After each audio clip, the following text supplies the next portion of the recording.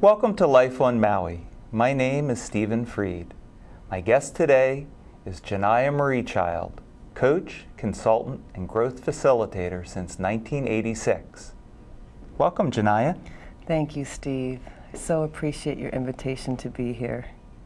I am so glad you're here.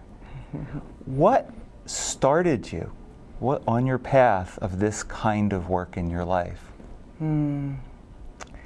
I had a teacher in high school who taught psychology, and he taught so much from the heart. He would play buddy guy in the classroom, and while none of us were into buddy guy because it wasn't the quote-unquote cool thing, it was something that brought him so much joy, and he brought so much heart into his teaching that it just fed my interest in what he was teaching.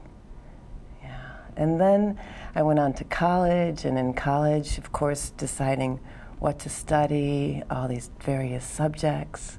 My parents wanted me to be an accountant. I can't imagine that. I declared that major, and when I left the department, my advisor said to me, "Oh, you were going to write the first book on intuitive accounting." So when I left accounting, I went to study psychology because it was a place that was rich in philosophy and also spirituality. Yeah. So. And I understand that same teacher, you had your sights set on psychology, but that same teacher in some way brought another element in for you. Oh, yes. The teacher in college, you mean? The teacher in high school that gave you a gift certificate? Oh, it was actually the teacher in college. The teacher in college. Yeah, Talk about that. Well, when I graduated from my undergrad work, I had finished my degree in psychology, and one of my professors, because when I was studying psychology, I was oftentimes talking about the body, because we focus so much on the mind, a little bit on the spirit, not very much on the body. And I was endlessly fascinated by how the body influenced a person's mind, the mind-body connection. So I was continually asking my professors. And so when I graduated, one of my professors gave me a gift certificate for my graduation. He gave me this gift certificate for a massage. And it was somewhat of a tongue-in-cheek kind of gift in that, okay, so here you are, you badgered us about the body, go experience the body. And I had never had a massage. And I went and experienced it, and it completely changed my course of study. I was going to go on and study to become a doctor of psychology.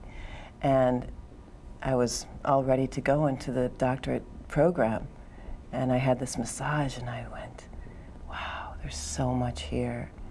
And at that time, in Illinois, the licensure was such that if I became a psychologist, I couldn't touch people. And I knew that I wanted to incorporate touch into my work. And so I was given the opportunity to design a program where I could bring body, mind, and spirit together at Northern Illinois University.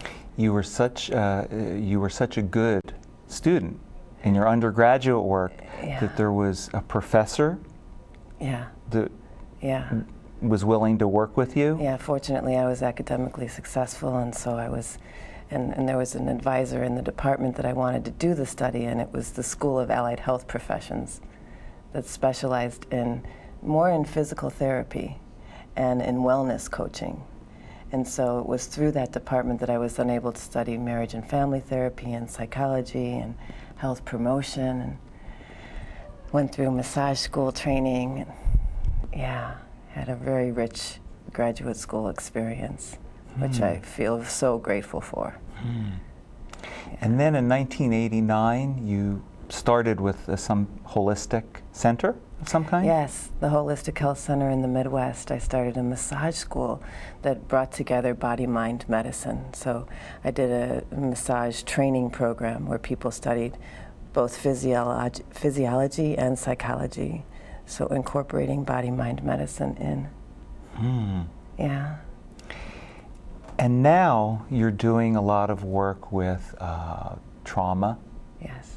And with women's sexual, just in general, women and sexual abuse, and talk some about that. How that is for you, because that's a very important area, obviously. Yes, it's an area where there's a big need for guidance around the transforming possibilities that can occur when there's trauma.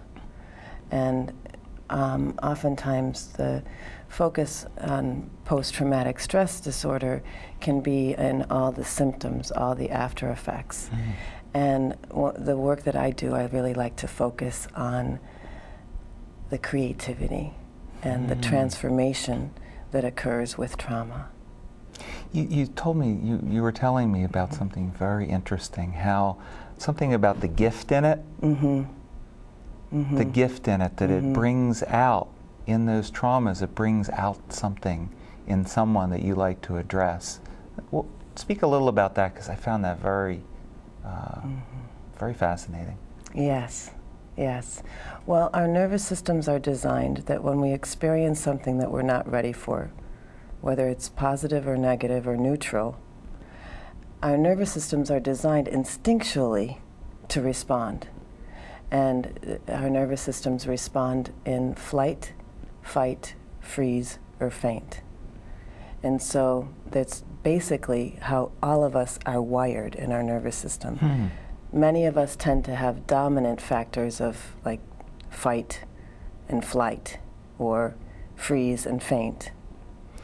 And what the gift is when we discover which ones are our dominant modes, and we discover the energy behind, let's say, flying away.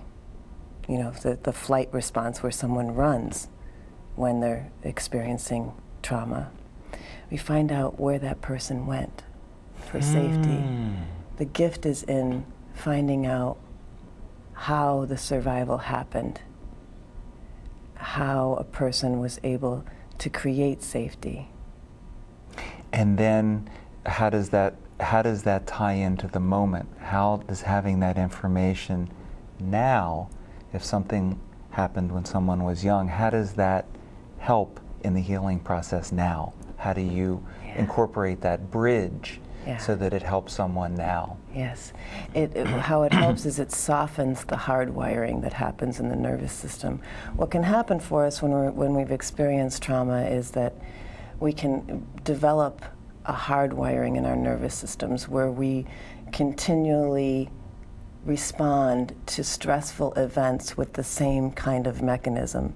So for those of us that fight and fly, we can find ourselves in intimate relationships and work situations, etc., where we're fighting and flying when we really don't need to.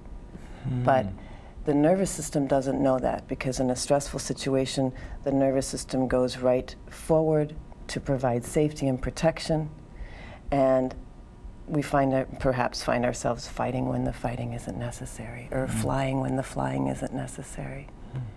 And so when it's discovered what our dominant modes are, we can soften that hardwiring so that when in intimate relationship, for example, we don't have to fly out anytime we experience a conflict, or we don't have to fight, scream out, or flail about. We can soften that hardwiring to a place where we can have awareness. Oh, okay, my nervous system is going in here. My nervous system is kicking in. And I can bring, that's instinct. The nervous system has these beautiful instincts to protect us. But then we can bring in our intuitions and marrying, exactly, the marriage between the instinct of the nervous system and the development of the intuition can really be a huge gift in shifting the patterns.